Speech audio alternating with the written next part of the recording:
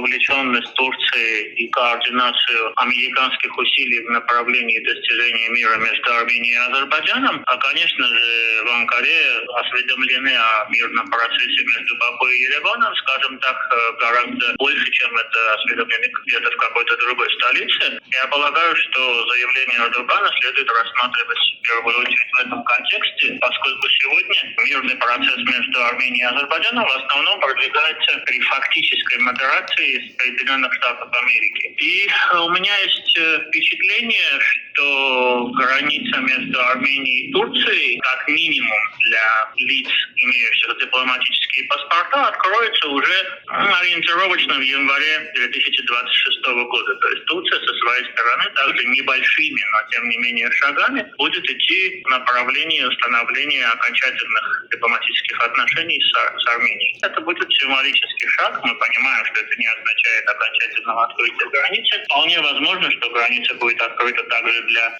граждан третьих стран, но говорить об окончательном разблокировании закрытой границы со стороны Турции пока что не приходится. Я полагаю, что господин Эрдоган говорил именно об этом. К великому сожалению, не удалось. Приходится констатировать, что Анкара по-прежнему тесно координирует процесс с Ереваном, с Баку, но это все имеет какой-то предел. Мне кажется, что в Турции есть определенное недовольство неуступчивостью Азербайджана в этой связи. И, насколько я понимаю, в случае, если мирный договор между Арменией и Азербайджаном не будет подписан и в 26-м, вполне возможно, что Турция пойдет на односторонние шаги и разблокирует границу с Арменией без учета мнения Азербайджана. Это просто как одна из возможных версий развития событий. Но мне кажется, что все-таки, скорее всего, есть большая вероятность, что мирный договор между Арменией и Азербайджаном будет подписан все-таки в будущем году. И это позволит Турции проявить большую, скажем так, ориентированность в направлении разблокирования, окончательного разблокирования границы с Арменией и установления отношений между Анкарой и Ереваном.